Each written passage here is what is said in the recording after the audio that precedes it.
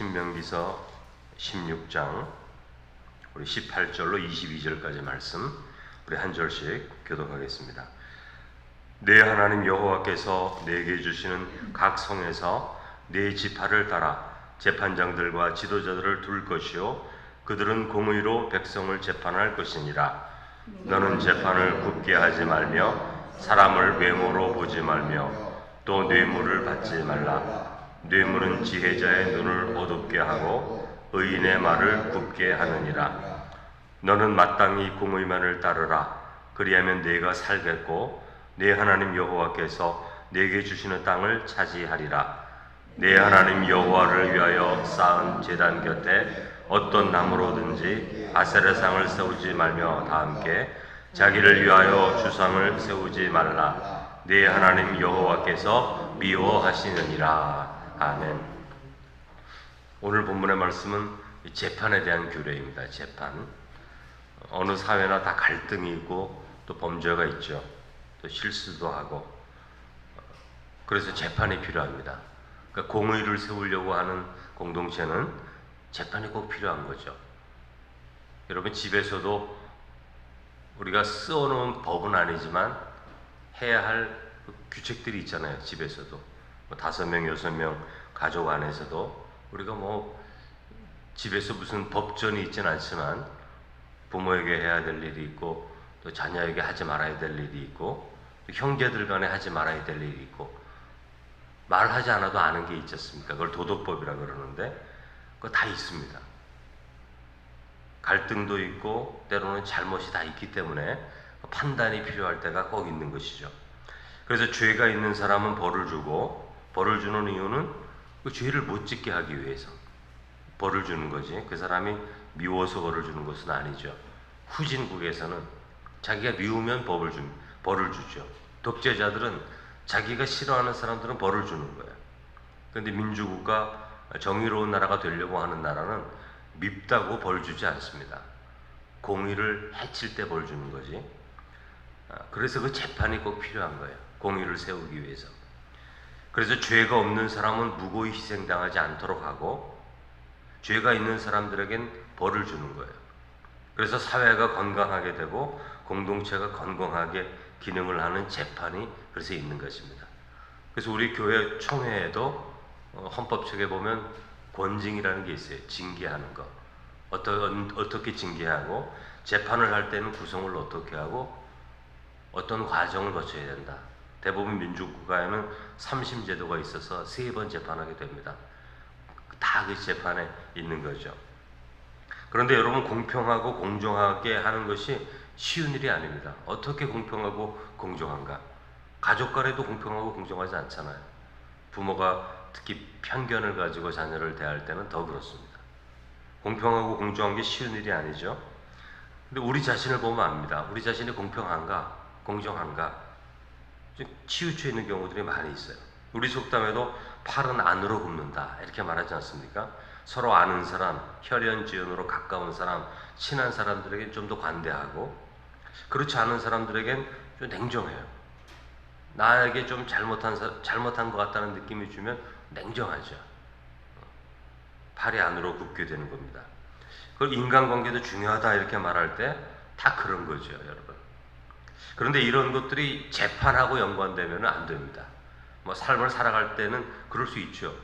여러분 음식을 하면 갖다 줄 수도 있고 좋은 일이 생기면 그 사람을 초대할 수도 있고 그럴 수 있습니다. 그런데 이것이 재판하고 연관이 되면 문제가 되는 거죠. 재판은 공의로워하는데 그런 사사로운 마음들이 끼어들기 시작하면 안 되는 것이죠. 여러분 왜 재판이 공의로워합니까? 왜냐하면 온 세상의 재판장이신 하나님이 공의로 판단하시기 때문에 그래요. 여러분 우리가 말씀을 통해서 우리 배웠지 않습니까? 약속의 땅에 들어오는데 7 부족이 살고 있었어요. 가나안 7 부족. 하나님이 뭐라 그럽니까? 다 때려 엎혀서 멸절시키라 그렇게 말씀하시거든요. 그럼 사람들은 무슨 하나님이 이러냐고, 사랑이 많은 하나님이 잘못했다고 이방인이라고 멸절시키냐고 그렇게 말할 수 있는데 그렇지 않다고 제가 말씀드렸죠. 왜냐하면 가나안 백성들이 죄가 그 한도가 작기 때문에 하나님이 심판하시는 거예요. 이스라엘 백성들이 왜 멸망했다 그랬죠? 하나님 앞에 죄를 지니까. 그러니까 가나안 백성들이 망한 것과 똑같이 하나님을 믿는 이스라엘 백성들도 그렇게 망하는 거예요. 그러니까 하나님은 공평하신 분인 거예요, 사실은. 그러니까 하나님을 믿는다고 하나님이 무작정 용서하는 게 아니고, 하나님을 믿지 않는 이방인이라고 해서 잘한 것을 잘한 것도 아니라고 막 말씀하시는 분이 아니라는 거예요, 여러분. 그래서 우리가 성경을 보다 보면 이방 사람들 중에, 하나님 믿지 않는 사람들 중에 굉장히 선한 사람들 나오잖아요. 여리고성의 라합, 기생 라합도 나타나고, 여러분 룻기 있잖아요. 룻, 모압 여인 룻도 나타나고, 그런 사람들이 많이 나타나는 것을 우리가 보게 됩니다. 하나님은 공의로 판단하시는 분이세요. 근데 이 말씀을, 너희들이 재판을 공의롭게 하라, 이 말씀을 이방인들에게 말하는 것이 아니라 지금 이스라엘 백성들에게 주는 말씀이에요. 하나님 믿는 자들에게. 그러니까 하나님을 믿는 백성에게 재판은 공의로워야 한다, 이렇게 말씀하시는 거죠. 근데 재판이 공의롭게 하기 위해서는 규례가 좀 필요합니다. 하나님의 백성일지라도 공의가 자동적으로 주어지는 게 아닙니다. 하나님의 백성이라고 해서 공의가 자동적으로 만들어지는 게 아니라고요. 여러분, 피아노를 잘 치려면 매일매일 배워야 합니다. 시간을 들여 익숙할 때까지 배우려고 한다면 몇 년이나 걸리는 거죠. 피아노 하나 치는데도. 자동적으로 되지 않습니다. 내가 피아노 치고 싶은데 이런 마음만 있다고 피아노가 자동적으로 쳐지는 게 아니라고요. 그러니까 하나님의 자녀들이 공의로워야 한다는 것을 아는 것으로 공의로워지지 않습니다, 여러분. 그렇지 않아요. 공의로워지기 위해서는 온 힘을 다해 노력하고 배우고 실천해야 되는 거예요. 그러면 공의로워지지가 않습니다. 여러분, 신앙은 은혜롭게 시작되지만 그 은혜 안에서 수많은 노력과 헌신과 결단이 있을 때에만 성화, 거룩한 백성이 될 수 있는 거예요. 어떤 아이가 공부를 잘하고 싶은 마음이 있었습니다. 마음은 그런데 공부하기 위해서 책상에 앉아있지 않으면 공부를 잘할 수 있지가 않아요, 여러분. 그러니까 공부하고 싶은 마음, 잘하고 싶은 마음만 있다고 공부가 자동적으로 되는 게 아니라는 것이죠. 그저 그것은 마음일 뿐입니다. 무엇을 하고 싶고 이루고 싶다면 그 방향을 향해서 열심히 나아갈 때 그게 이루어지는 거죠. 여러분, 신앙도 그렇습니다. 하나님의 은혜로 하면 되지, 이런 말이 잘못 사용되면 어떤 게 되냐면 자신은 아무것도 하지 않고 하나님이 다 해주시는 것으로 생각될 수 있습니다. 신앙이 그런 게 아니죠, 여러분. 하나님께서 수많은 규례를 지금 주시잖아요. 신명기서에서 많은 계명을 주시잖아요. 무슨 말입니까? 이것을 따라가야 한다는 거예요. 이것을 헌신해야 된다는 거예요. 너가 수고해서 결단해서 이렇게 살아가려고 애를 써야 된다는 거예요. 하나님의 계명과 규례가 우리가 안다고 해서 지켜집니까? 그거 안 지켜지는 겁니다, 여러분. 여러분, 도둑질하는 마음이 막 생기는데, 여러분, 하나님이 나에게 도둑질하지 말라 그랬다, 탐하지 말라 그랬다, 남의 것을 손대지 말라 그랬다, 참아야 되는 거예요. 자꾸 참다 보면 그러지 않게 됩니다, 여러분. 노력해야 돼요, 헌신해야 돼요, 결단해야 되는 거죠. 그냥 마음의 생각만 됐다고 자동적으로 되는 일이 없다는 것이죠. 오늘 재판의 상황도 마찬가지입니다. 하나님의 백성 이스라엘에게도 재판이 필요한 거예요. 하나님 믿는 사람들이 재판이 필요해? 교회가 무슨 재판이 필요해? 다 사랑하고 받아주면 되지. 오늘 본문의 말씀은 그게 아니에요, 여러분. 하나님의 백성들이 살아가는데 공의로운 재판이 필요하다, 이렇게 하나님이 말씀하시는 거예요. 하나님의 자녀라고 모든 것이 자동적으로 공평하고 공정하지 않습니다. 그걸 공평과 공정을 세워가려고 하지 않으면 세워지지가 않는 거예요. 그런데 하나님은 공의를 이루어갈 수 있는 힘은 하나님의 자녀들에게 다 주셨어요. 그래서 마음에 결단하고 하나님의 공의를 이루어가는 공동체를 만들어야겠다는 결단만 있으면 이 가능한 겁니다. 18절에 보면 약속의 땅에 살아갈 때에 각 성에서 지파마다 재판장과 지도자를 세우고 그들이 재판을 하게 될 텐데, 가장 중요한 재판의 기준이 뭐냐면 공의로 백성을 재판할 것이니라, 이렇게 말씀하고 있는 거예요. 여러분, 재판장들과 지도자는 하나님이 주시는 권세를 가지고 있습니다. 그러니까 법적 지위가 있는 사람들이죠. 근데 이들이 공의를 가지고 재판해야 된다는 거예요. 그러니까 공의라는 말은 정의와 똑같은 말이에요. 정의, 공의 다 똑같은 말인데 옳고 바른 것입니다. 그러니까 누가 보아도 옳고 바른 거예요.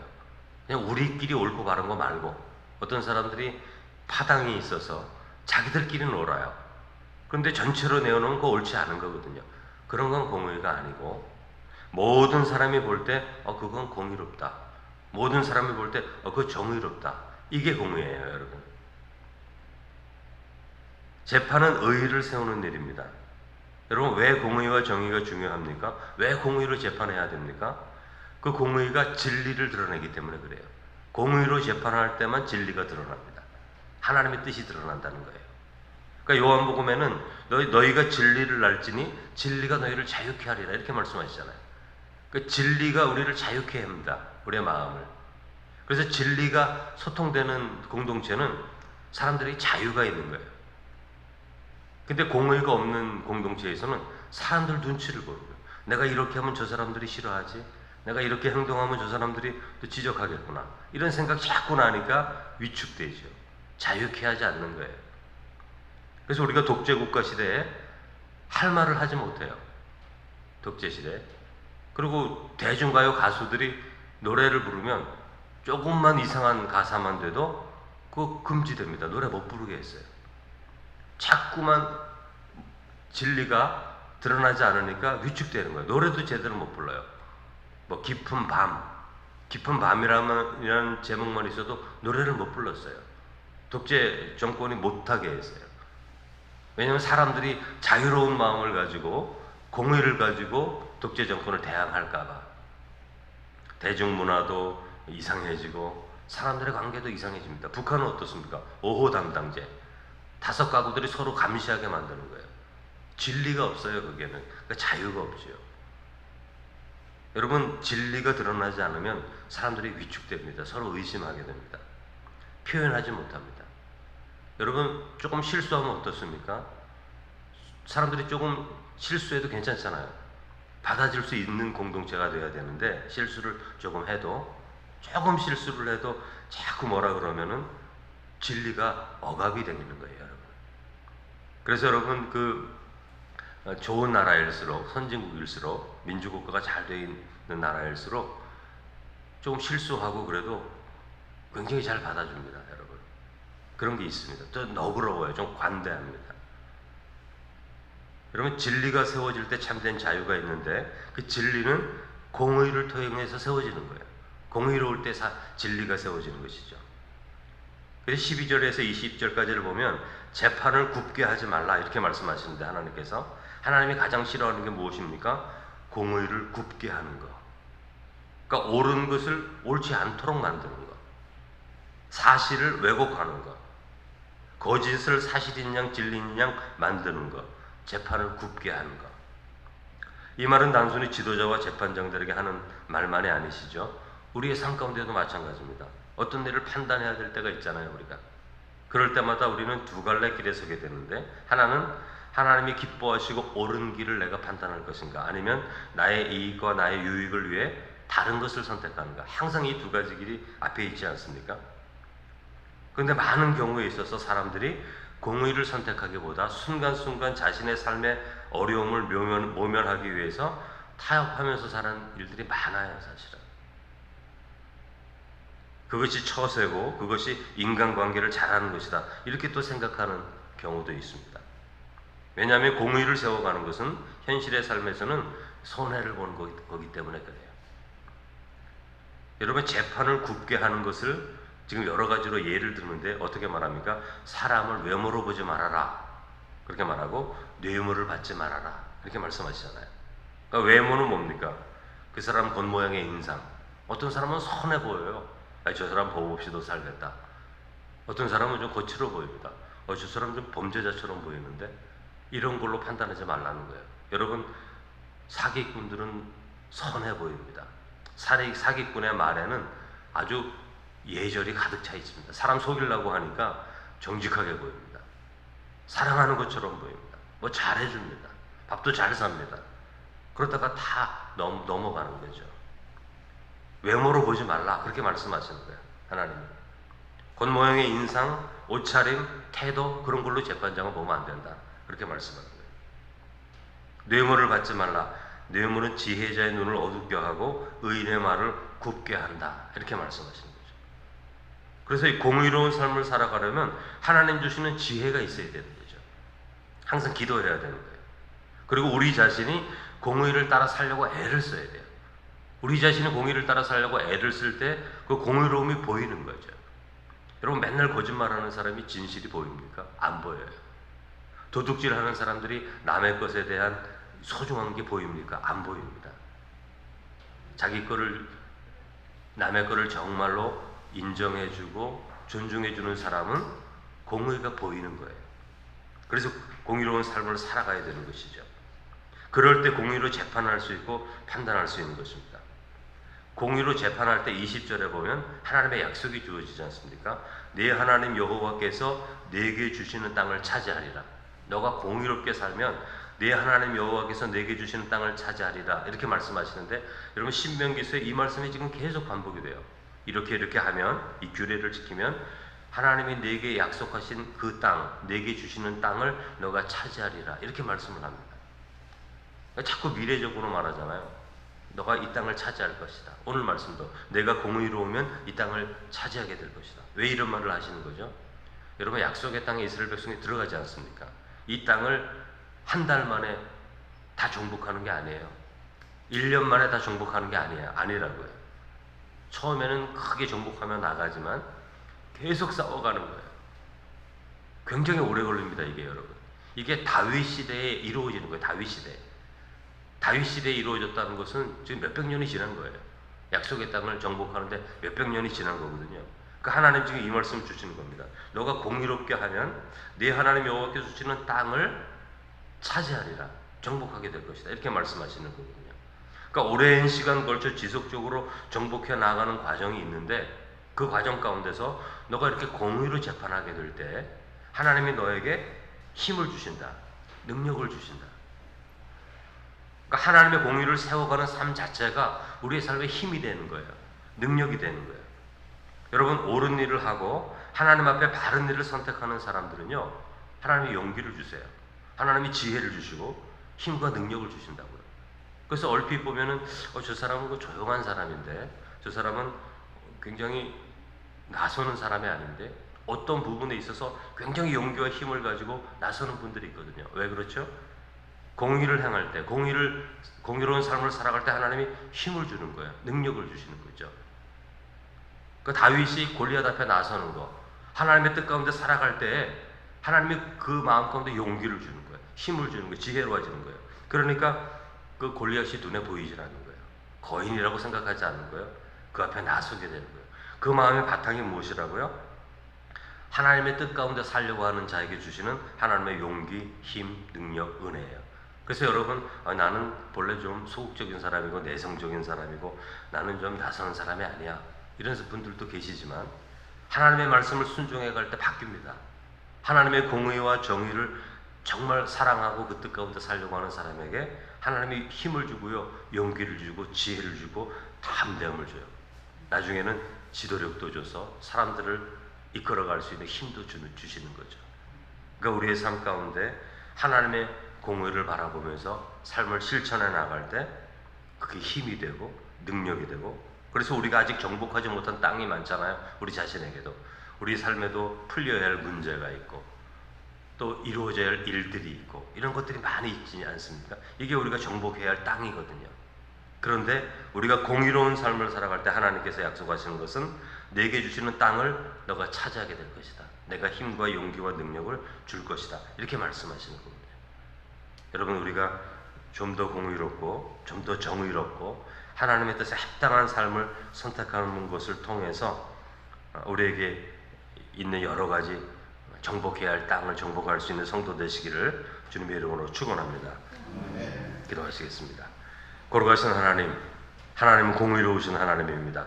옳은 하나님, 바른 하나님, 공의로우신 하나님을 우리들이 바라보면서 우리의 삶의 자리에서 하나님의 공의, 하나님의 정의 날마다 기억하고 묵상하며 생각하며, 하나님이 이루시기를 원하시는 공의가 무엇인지, 하나님이 우리의 가정 가운데, 교회 가운데, 이 사회 가운데, 이 나라 가운데, 세계 가운데 이루고자 원하시는 그 정의가 무엇인지 늘 묵상하는 가운데 하나님의 뜻을 알게 하시고 거기에 순종하고 그 방향을 향하여 나아감을 통해서 우리에게 강성함을 주시고 남아있는 땅을 정복하게 하시는 하나님의 그 놀라운 은혜를 경험할 수 있는 하나님의 자녀가 되게 해 주옵소서.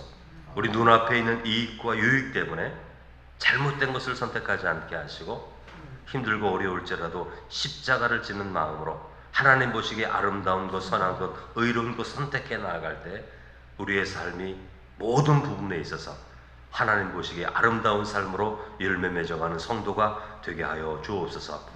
예수님의 이름으로 기도드립니다. 아멘.